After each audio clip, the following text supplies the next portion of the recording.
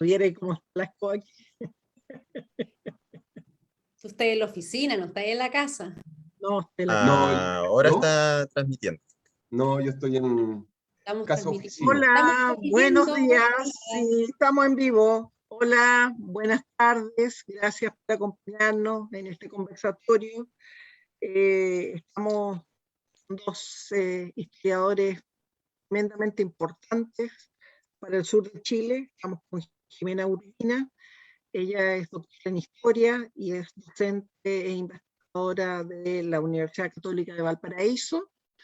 Y con Alberto Aramburu, que es investigador, ambos son doctores en historia. Alberto es investigador y docente de la Universidad Austral de Chile. Sus currículum los pueden ver en la página web del museo donde los subimos. Y sus publicaciones más relevantes, que son tremendamente importantes el tema que vamos a conversar. Bueno, bienvenidos Alberto, Jimena. Jimena desde París, Alberto desde Valdivia, nosotros estamos en Ancud.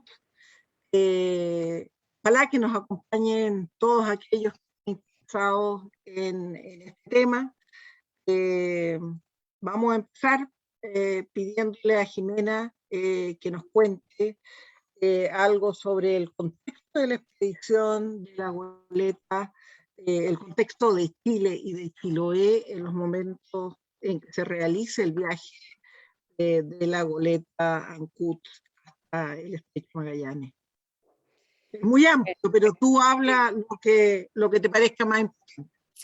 A ver, sí, muchas gracias, señora directora del Museo Regional de Ancud, y a todos los que puedan estar escuchando. Yo tengo el máximo respeto por Chiloé, porque creo que su gente sabe de su historia. Y por lo tanto hasta me haga como un poco de reparo tener que, o ser yo la que pueda decir algo.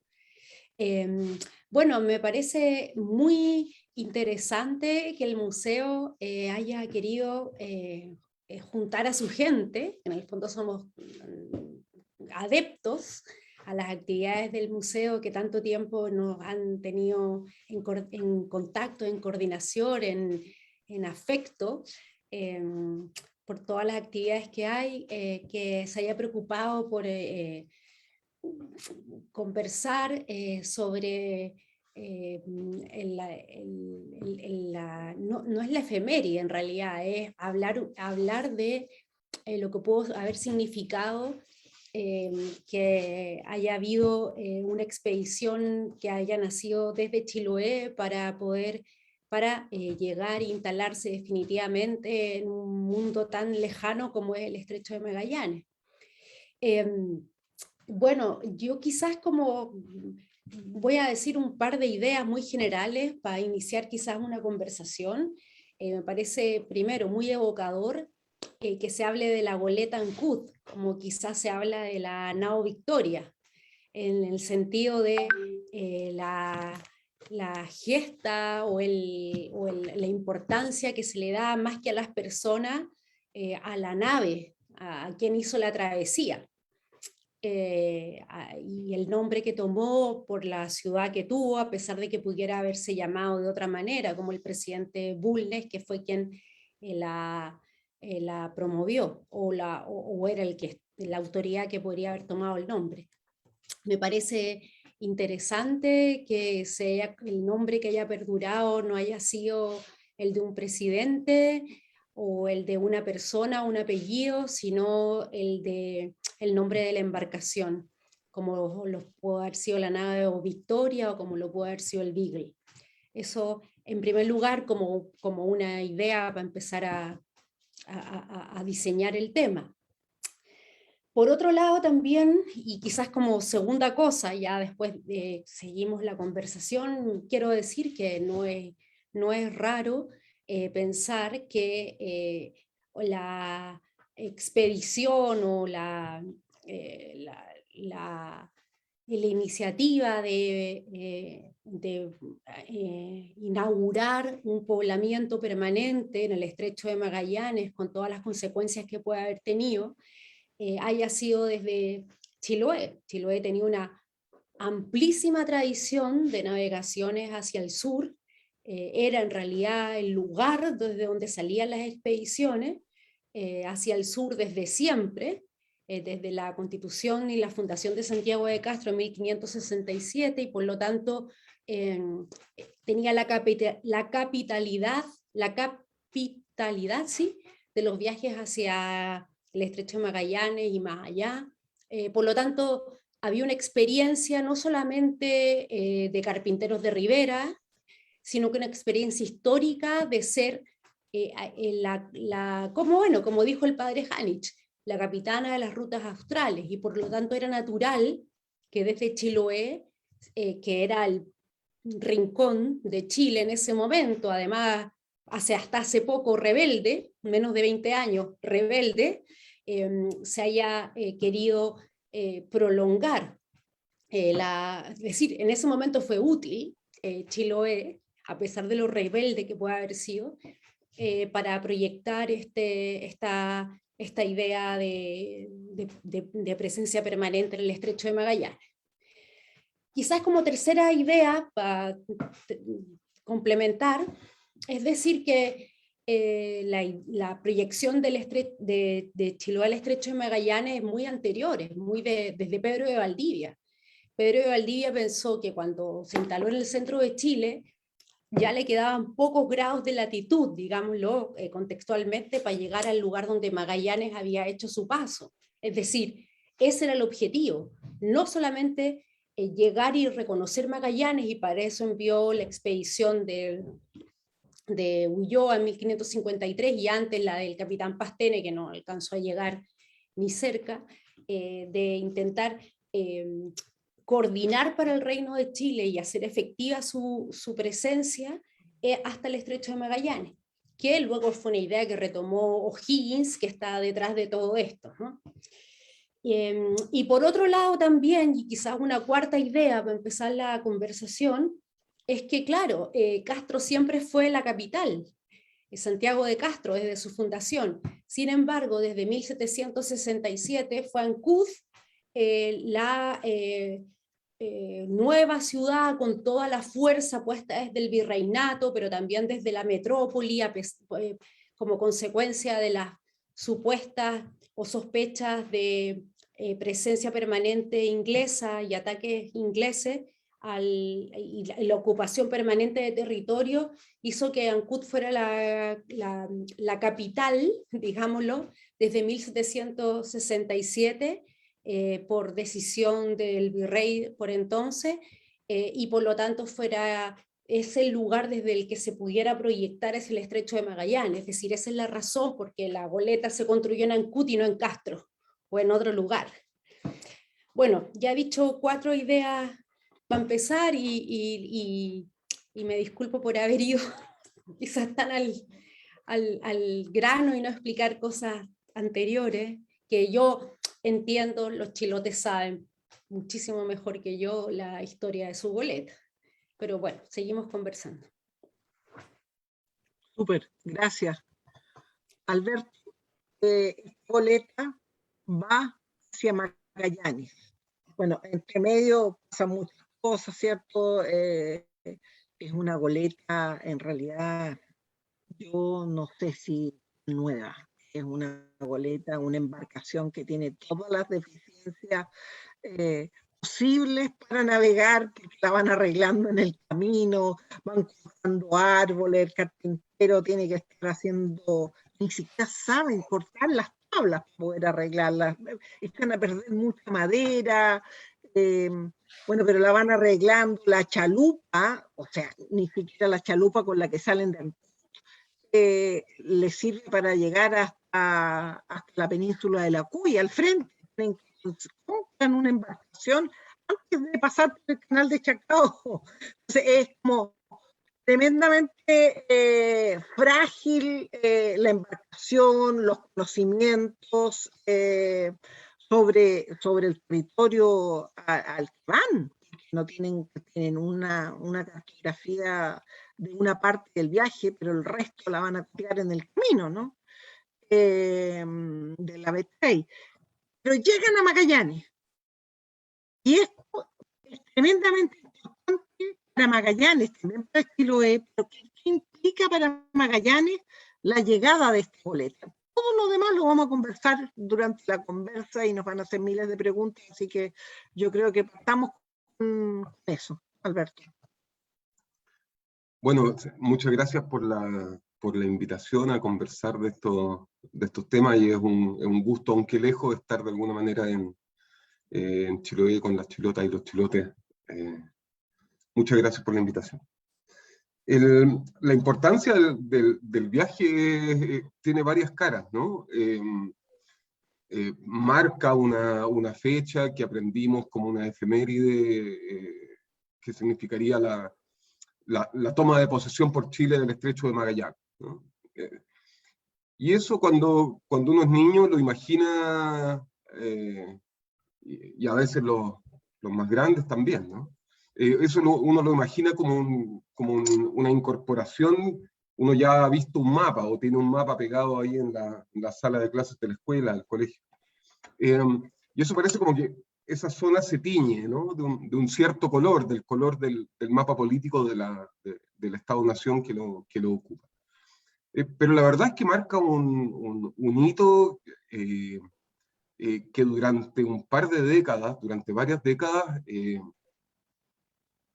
será una ocupación muy precaria, muy pobre, que está siempre a punto de ser abandonada, que es antieconómica.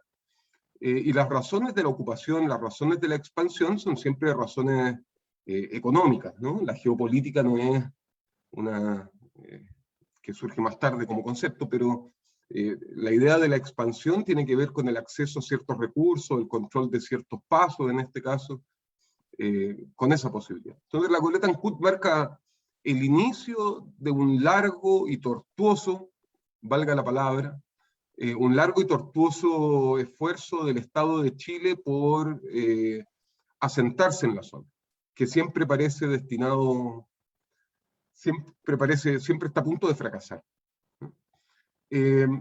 Y si no fracasa ese esfuerzo, tiene que ver con diferentes cosas, con diferentes procesos que no involucran solamente al Estado de Chile, y que involucran al despliegue mundial del Imperio Británico principalmente, y en términos sociales marca el inicio de podríamos llamarlo, usando un concepto no peyorativo, de la colonización, pero la colonización chilota de la Patagonia completa, ¿no? Es el inicio de una relación permanente que se establece de flujos de personas, de ideas, de formas culturales, musicales, etcétera, partiendo por el trabajo, desde Chiloé hacia la Patagonia completa, y que desde Punta Arenas como puerto de entrada, luego de la fundación del Fuerte Bulnes, ¿no? Que es un promontorio rocoso, azotado por el viento, sin posibilidades de cultivo ni de ganadería, que muy rápidamente ha abandonado,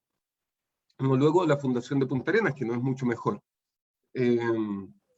A partir de ese momento, Punta Arenas se va a convertir en el punto del desembarque de la principal influencia social, demográfica, que se va a expandir por toda la Patagonia, y que es la población chilota, ¿no? Los chilotes y los chilotes.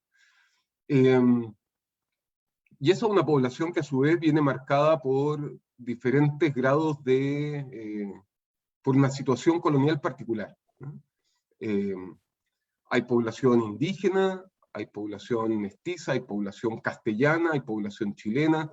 Hay allí también una tremenda diversidad cultural que llega desde Chiloé a la Patagonia, y que va construyendo sus propias relaciones sociales en ese espacio. Entonces es fundamental, ¿no? En ese sentido yo diría que efectivamente es la efeméride del comienzo de la historia chilota de la Patagonia, que podríamos decir es la historia que tenemos hasta el día de hoy. Buena. Dime, ¿qué dices tú? Yo creo que Alberto, del que me siento orgullosa de estar compartiendo una conversación, ha dado en el clavo, es decir, bueno, todos sabemos que al parecer los hijos de Chiloé han sido como poco o no a la altura relevados como cualquier otro tipo de inmigrante, como si solamente fuera una colonia extranjera o haya sido en su inicio una colonia extranjera siempre Punta Arenas. Al contrario, digamos, no hubiera sido posible una presencia permanente en el estrecho si no hubiera sido por los hijos de Chiloé, digamos, que tomaron como suyo y como natural, digo por tradición histórica, por tradición, la tarea de llegar hasta el estrecho. Eso por un lado. También quizás podría aportar otro tema para la discusión, y que es que siempre cuando se dice como la gran gesta chilena de incorporación de una tierra de nadie, que alguien pudiera pensarlo así, yo opino lo contrario. Yo creo que tal como los que estamos aquí, para eso estamos, es que estamos de acuerdo en decir que es una tierra o es un territorio pensado y experimentado por Chiloé, que siempre estuvo, siempre se consideró parte de Chile, no solamente desde lo que pensó Pedro de Valdivia o la experiencia de las exploraciones de Chiloé en los siglos XVI, XVII y XVIII, y luego con O'Higgins, sino también porque la expedición, por ejemplo, de Parker King, que la Marique conoce muy bien, por sus magníficos dibujantes, hicieron navegaciones en el estrecho y en los archipiélagos magallánicos, considerando que ese territorio pertenecía de hecho, ¿sí?, a Chile. Y de hecho Parker King y luego Fitzroy tuvieron relación con las autoridades de Chile, con las que se relacionaron desde Valparaíso, pero también desde Chiloé, es decir, como que fue natural la idea que no tenían que relacionarse con otra nación, no era tierra de nadie, no digo solo de Argentina, digo tierra de nadie, sino que se entendía por tradición que era una tierra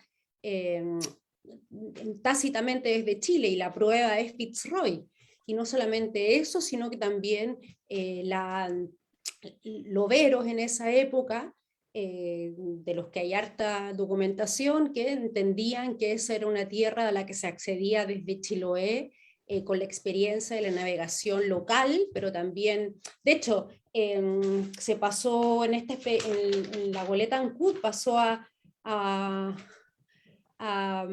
incorporó un lobero en Curaco, que era un irlandés que aportó el conocimiento fáctico que pudiera faltar para el acceso a la Punta Santa Ana. Es decir, lo que digo es que hay un reconocimiento tácito a que es el Estado de Chile, o es más que eso, el Reino de Chile, el que tenía allí un camino lógico, que era el camino del mar, tanto por el Golfo de Penas como por el camino del Istmo de Ofqui, y bueno, que finalmente fue el camino que se hizo, ¿no? Es decir, no solamente constituyó este impulso naturalmente que salió desde Chiloé a la incorporación de Magallanes a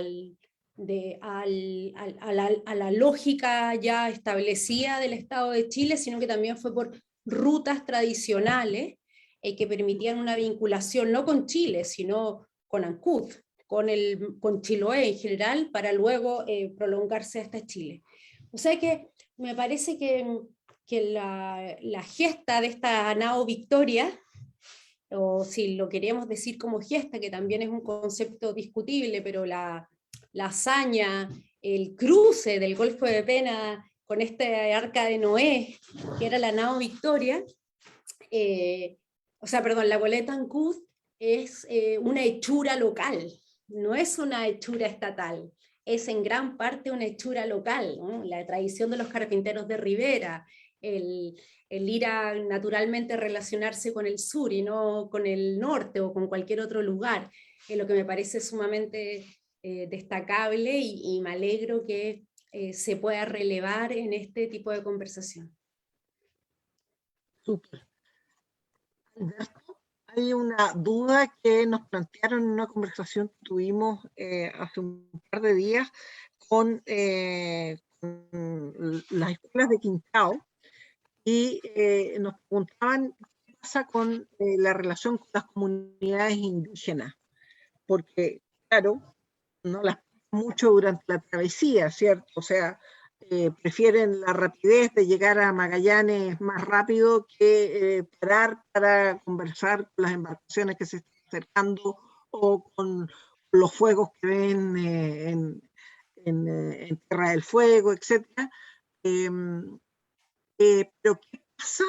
¿Qué va a pasar en el estrecho entre los así llamados patagones Aoniken con los colonos que se van a quedar en el Fuerte Bulnes? Porque, ¿para quién está construido el fuerte, Alberto? ¿Ah? ¿Contra quién está el fuerte? ¿Para qué sirve el fuerte?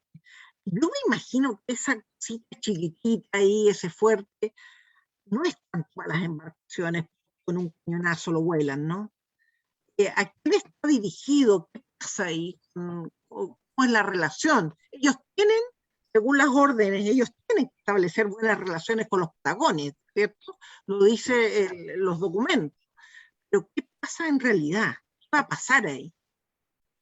Bueno, efectivamente la orden es establecer relaciones pacíficas con los nativos, saber cuáles son los productos que tienen disponibles para el comercio, cuántos son, cómo se comportan, es decir, una expedición que dice, vamos a construir un fuerte acá y vamos a ver qué es lo que pasa, ¿no? Porque no tenemos ideas de cómo son las gentes que allí habitan. Y en ese sentido las instrucciones al viaje son muy interesantes, porque es un acto tentativo, ¿no? No es necesariamente permanente. O sea, las instrucciones vayan, vean si es posible, si es factible establecer allí una línea de remolcadores para auxiliar a los vapores, que todavía en la década del 40 eran muy precarios, ¿no? O sea, el flujo efectivo de los vapores comienza en la década del 70, de 1870. Hasta 1870 eso va a ser un punto medio muerto, que vive de hecho del comercio con los Oniquén, con los tehuelches del sur, etc. Es decir, la principal fuente de generación de recursos autónomos, Punta Arenas, que es una pequeña colonia que no conoce el interior, ¿no? Que no tiene camino hasta la década, creo que en 1885 recién hay algún camino de unos cuantos kilómetros fuera de Punta Arenas, ¿no? El resto son todas huellas de indio, camino de indio, ¿no? Y de vaqueanos que viven cuando... Los auniquén, los tehuelches, son un pueblo muy hospitalario. En general los pueblos de la Patagonia Austral son pueblos muy hospitalarios, muy abiertos al intercambio, ¿no? Cosa que generalmente les juega trágicamente en contra.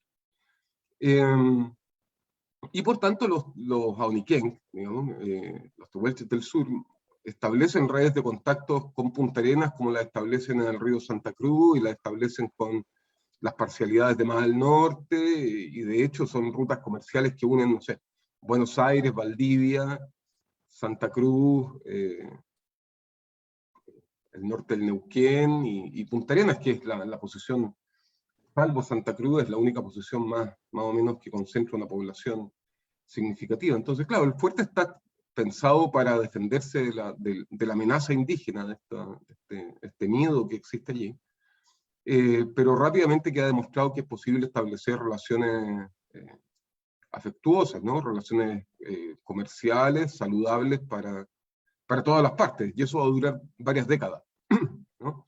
Chile no pretende ocupar todo el interior, ¿no? No pretende despojar a los pueblos originarios de sus posesiones, hasta que puede, ¿no? Hasta que desembarcan las ovejas. La logra. Pero los primeros 30 años son décadas de convivencia pacífica, ¿no? Y lo Menos mismo con respecto, cambiazo, menos ¿cómo? cambiazo, menos Claro, hay cambiazo. algunos episodios de violencia, pero normales, podríamos decir, y que tienen más que ver con la violencia que se despliega entre esta población, que es de penados, o sea, son todos castigados, ¿no? Nadie está ahí nadie se va porque lo va a pasar muy bien, ¿no? En esas primeras décadas. Hay gente que son los penados, confinados, castigados, y los militares que los van a cuidar también están castigados allá, digamos, no son los... eh, si alguien puede elegir, elige una destinación distinta, ¿no?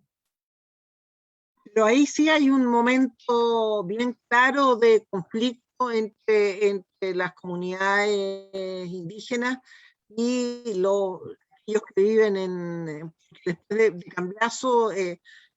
Cambiaso mata a 5 personas, ¿cierto? A 5 indígenas, y después viene la vuelta de mano, digamos, de las comunidades indígenas, y ahí va Filippi, Simón, y 3 más, ¿no? Son 5 contra 5 los que van a ser asesinados. Ese es un momento bien dramático, pero quizás el único momento más dramático en la relación entre los pueblos indígenas y los habitantes del territorio, los colonos, digamos, los de la población penal, etcétera. ¿Es el momento más dramático o hay más? No, yo creo que sí, el momento en que hay más víctimas, digamos, de lado y lado respecto de esa población, ¿no?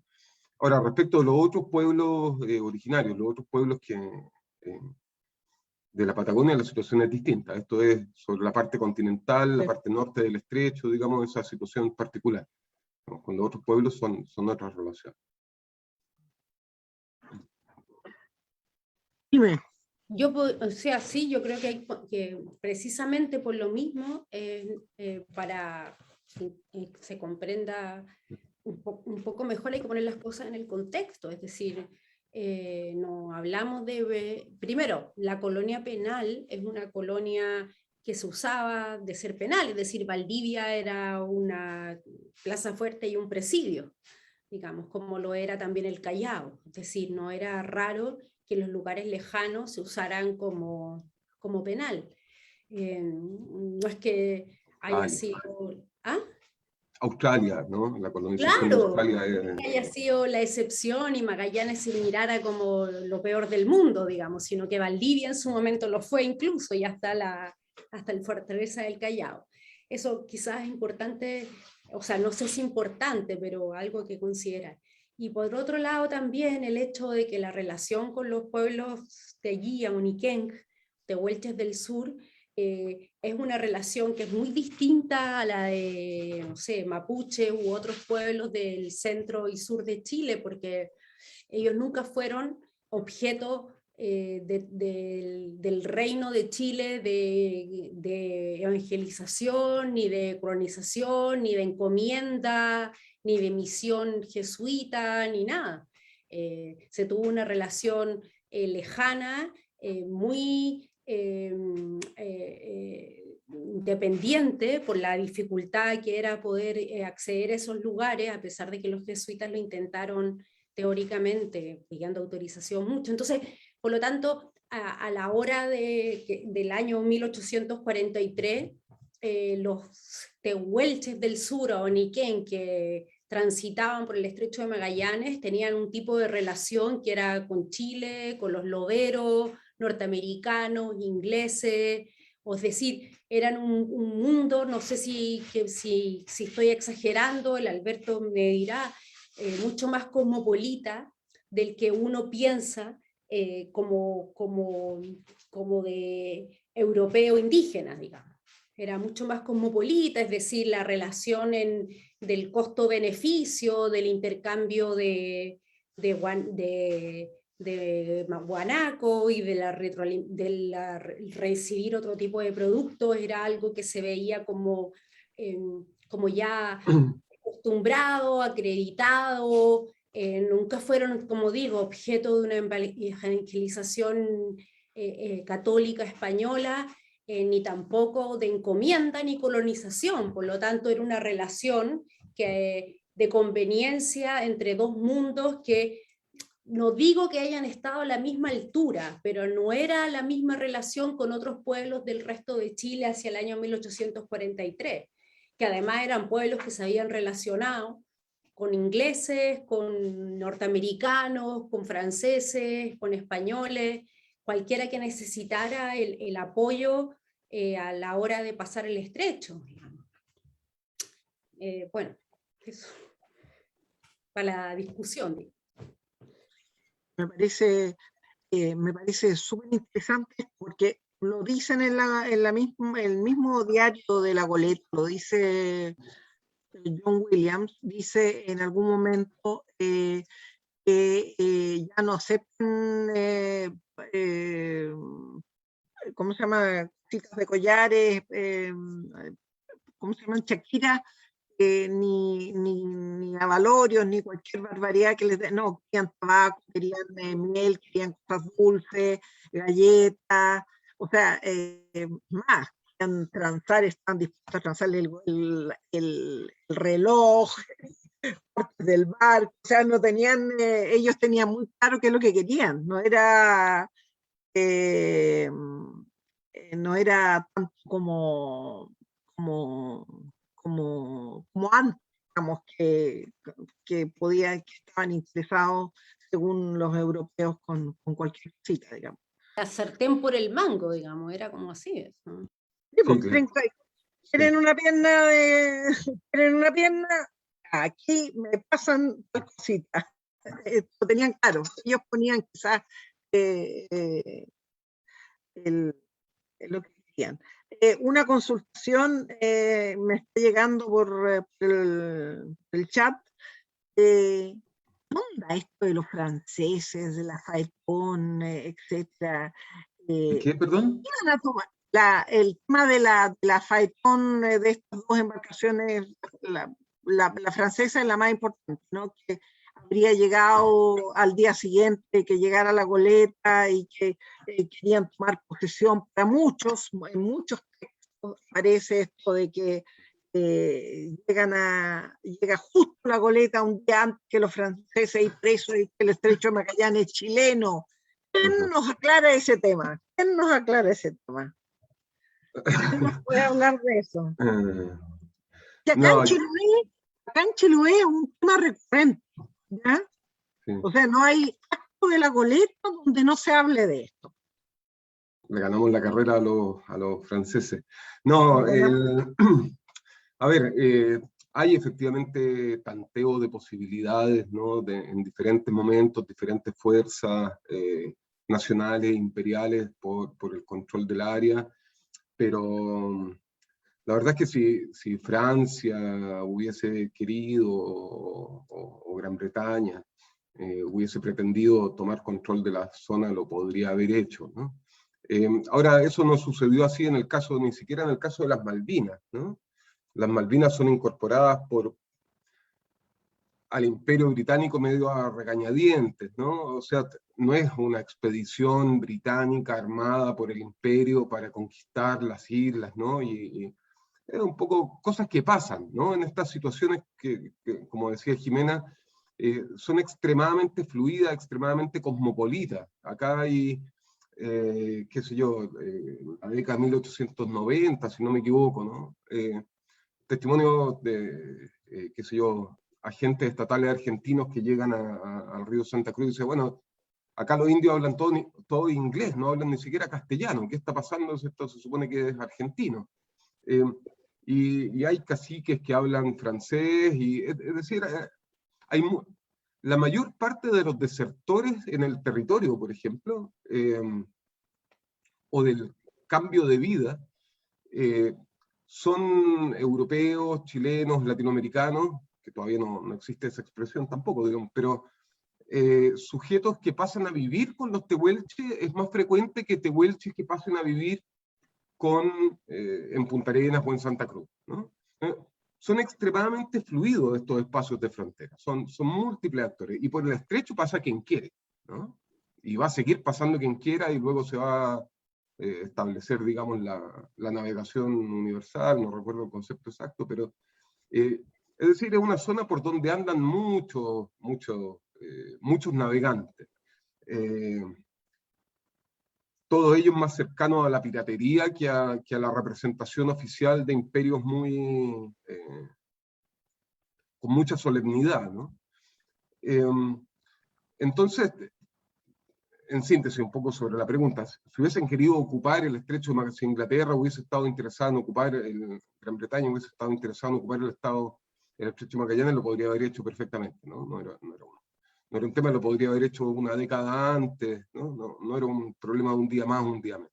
Hay una decisión por no tomar posiciones en la recién independizada América Hispana, que tiene una pretensión geopolítica mucho más, muy distinta a la que sucede con Asia o con África, y que a los imperios europeos occidentales le va a resultar muy conveniente, de hecho, en las décadas siguientes, sobre todo después del vapor, de los trenes, de los vapores, de la navegación a vapor desde la década de 1870, que algunos autores han llamado como el imperialismo informal o el imperialismo del libre comercio, que son conceptos discutibles, ¿no? Pero, como todo, pero no es la opción estar ocupando posiciones permanentes, ¿no? No es la opción respecto de América. No, y menos después del 1810 y 18, en que la posibilidad del comercio libre era mucho más interesante que la posibilidad de establecer colonias. Por lo tanto, yo creo que en esto de la posibilidad francesa, más una confusión que una realidad. Hacerse cargo del estrecho era un problema, cuando en realidad era mucho más fácil transitar por él en un país como Chile, que dejaba transitar abiertamente, como fue el caso, por ejemplo, de la expedición de Parker King y Fitzroy de 10 años desde Inglaterra. No, y además durante la estadía de la goleta en la bitácora aparecen, no sé, 10 embarcaciones, es como la carretera panamericana de hoy, el estrecho Magallanes, me da la impresión a mí. No sé si hay consultas ya de aquellos que están participando y que están viendo este conversatorio, o seguimos nosotros conversando. Parece que no hay preguntas todavía, más preguntas por lo menos, así que démosle nomás. ¿Qué quisieras decir tú, Alberto, sobre este tema de la goleta, Magallanes? Si no, pregunto yo, pero voy a hacer fome. No, bueno, no sé. Hay esto es lo que hablábamos un poco al principio, ¿no? La relación entre diferentes espacios coloniales. Chile aseguró la posesión de Chiloé poco antes también, ¿no? Estos son procesos todos súper recientes. Por tanto, acá tenemos desigualdades. Cuando hablamos de un país, de un Estado nacional, estamos hablando de territorios muy desiguales, de realidades locales muy distintas entre sí.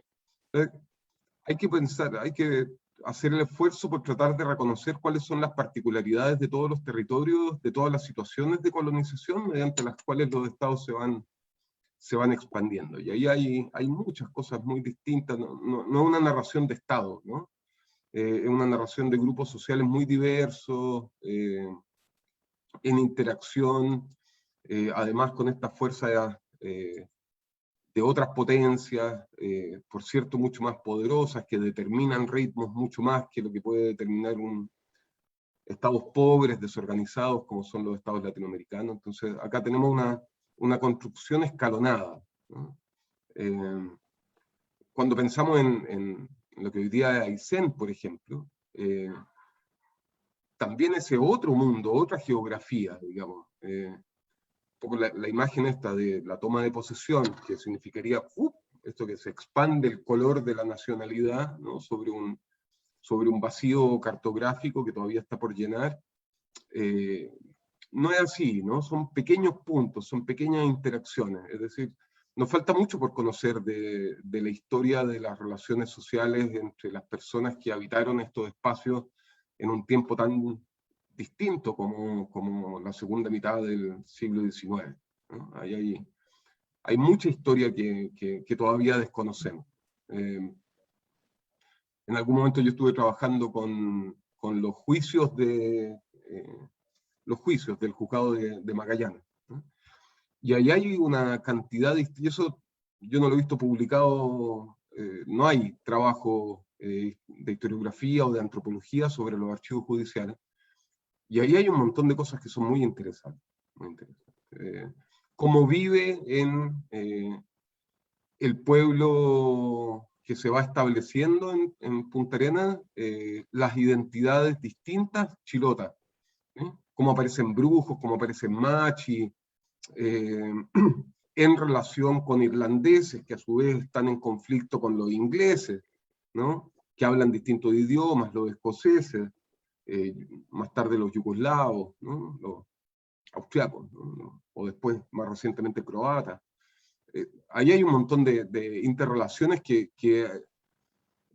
sería interesante que empezáramos a prestarle más atención, y una de las dimensiones de eso son las historias familiares, ¿no? Que en Chiloé tienen tanta densidad, ¿no? De los Eso, migrantes, los que fueron, los que no volvieron, cuándo volvieron. ese Allá hay es un también un montón paso, de ¿ah? historias. Estamos al debe en eso, ¿ah? Es- Sí. En eso estamos al debe, incluso en la colonización alemana de Valdivia, porque ese también es un tema que estamos al debe en nuestro país. Creo que no nos hemos atrevido a tocar ese tema todavía, y creo que es una deuda gigante.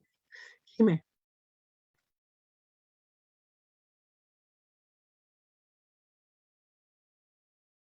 Está Perdón. apagada, parece. Sí, yo creo que hay que ver que hay que ver en esto, creo yo, una empresa muy chilota, pero una empresa también muy internacional, es decir, eh, ¿Mm? aportar en Vamos, esto. Williams y Filippi también. Vamos, Por eso Williams y mismo, Filippi. primero, Chiloé era el postergado, digamos, en esta época. De hecho, se le puso a Puerto Montt como capitalidad en tierra firme, cuando el protagonismo lo había tenido desde siempre Chiloé, como dice el padre Hanich, capitana de las rutas australes. Y por lo tanto hay una dimensión local que es interesante poder relevar, ¿no? No solamente con la figura del capitán de puerto, o del jefe de la expedición, que finalmente fue Juan Guillermo o Juan William, sino también por el concurso de una población local que, como muchas otras veces, se vio llamada a la colonización o a la exploración, como lo había sido desde siempre hacia distintos lugares. De hecho, Alberto mencionaba Aysén, por entonces el archipiélago de los Chonos, o expediciones para todo lugar, sino también, por ejemplo, la exploración y colonización el intento, digamos, porque el maremoto lo frustró, de Juan Fernández. De hecho, la expedición tenía que salir con chilotes desde Chiloé y salió finalmente desde Concepción en 1750, pero también con población chilota, es decir, como esa voluntad de que si se trata de buscar personas aguerridas que fueran capaces de viajar y colonizar otras islas, eran los chilotes, sobre todo también por una razón natural, que era la poca disponibilidad de territorio de tierra cultivable y la pobreza que significaba no poder sacar los productos. Entonces, hay una tradición, o sea, la goleta Ancud no es que se le haya dicho, vamos, construyamos un barco y vamos a hacer, obedecer la orden del presidente Bulnes, sino que se entiende que detrás de eso hay una tradición, una manera de ser, una manera de comportarse con otros lugares, una manera de construir. No olvidemos los carpinteros de Rivera, o sea, no es llegar y construir una goleta que vaya a atravesar el Golfo de Penas, digamos. Por entonces no se había hecho, siempre se había navegado o por fuera o desarmando la embarcación. Pero aquí se metió por el Golfo de Penas y navegó por los canales con prácticos, es decir, fue una hazaña con una goleta que era prácticamente inédito. Entonces, también es interesante relevar que hay una impronta de tradición anímica y física, digámoslo así, chilota, muy importante. Y por eso mismo el nombre puesto a la goleta da cuenta de ellos, digamos, de no haber conservado lo que originalmente iba a ser, que era conservar el nombre del presidente, lo que me parece estupendo, digamos, porque si no, hasta ese sería un nombre centralizado, como tenemos las calles Prat, Bulnes, Prieto, de Santiago. Sí. Súper. Oye, ya están apareciendo por acá las cositas. Aquí pregunta Ruth Simeone, que antes te había dejado saludos, Alberto. Pregunta, ¿qué se puede decir de la subalternidad de los chilotes en Magallanes?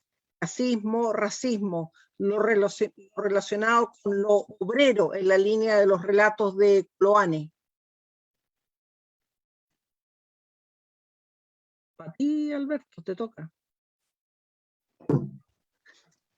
Bueno, ahí hay distintas maneras, ¿no? Yo creo que los chilotes, así en general, desapareció, estuvo muy borrado, ¿no? En la historiografía tradicional, en los relatos tradicionales de la historia de Magallanes y de la Patagonia, los chilotes ocuparon siempre un lugar muy marginal, ¿no? Como bajo pueblo, como pueblo inculto, Punta Arenas y la Patagonia en general como un crisol de razas europeas, fundamentalmente, ¿no?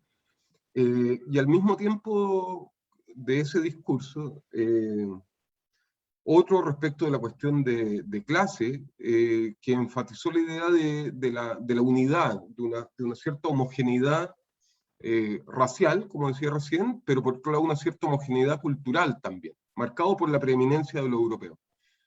Y eso es muy propio de los espacios coloniales, ¿no? Donde esta preeminencia de unos por sobre otros invisibiliza los aportes, el trabajo de las mayorías. Es algo que hace, qué sé yo, típicamente las historiografías nacionales del siglo XIX, ¿no? La idea de los chilenos, los argentinos, los brasileros, como pueblos homogéneos, razas incluso nacionales. Bueno, en Patagonia, que ocupada, colonizada más tarde, también se forma esa idea, ¿no? Sociedad muy a la europea, ¿no? Muy como el centro de Punta Arenas. Y eso aparece en las representaciones, hasta la construcción del monumento en Punta Arenas a la goleta Ancud, que fue hace unos pocos años. También se eligen modos de representar, modos arquitectónicos, escultóricos, que son europeizantes, ¿no? Una suerte de superhéroes que van arriba de la goleta, ¿no? Algo que no tiene mucho que ver con... muy realista, como otro estilo, ¿no? Que también se podría haber adoptado. Bueno, y eso es... la gente de la Patagonia lo conoce muy bien, digamos, esta idea del chilote de mierda, digamos, es no sé, yo recuerdo la primera vez que fui a hacer trabajo de archivo a Río Gallegos, que aparecieron rayados justo en esos momentos, fuera chilotes, ¿no? ¿Qué quiere decir una cosa distinta? Por ahí están publicadas las fotos. ¿Qué quiere decir fuera chilenos también? ¿No? Entonces los chilotes se va posicionando de distintas maneras en diferentes lugares. Y chilote, dependiendo de los diferentes grupos sociales, en Punta Arenas durante mucho tiempo significó indio, ¿no? E indio no huilliche, sino que, bueno, ahí hay toda una trayectoria, ¿no? De construir una distancia, de imposición de una distancia que es de clase, que al mismo tiempo es étnica, es racial, es civilizacional, de decir, bueno, el modelo al que aspiramos de desarrollo va por otro lado, y en eso, claro, hay una hegemonía de una historiografía tradicionalista, conservadora, nacionalista, procapitalista, podríamos decir, pero un discurso como ese también aparece en el anarquismo de Osvaldo Bayer, por ejemplo, cuando hace la narración de la Patagonia Rebelde, eh, y en otros historiadores que escriben desde la izquierda, ¿no? Desde el anarquismo, desde el socialismo, desde el marxismo, de la idea de campesinos, ¿no? Que son trasplantados a un lugar y que vuelven a su lugar de origen, ¿no? Y ahí hay todo un problema para la organización obrera a principios de siglo, etc. Pero por cierto que hay ahí un tema pendiente de reconciliación regional a través de toda la Patagonia y especialmente en Punta Arenas, que es lo que yo conozco un poquito más.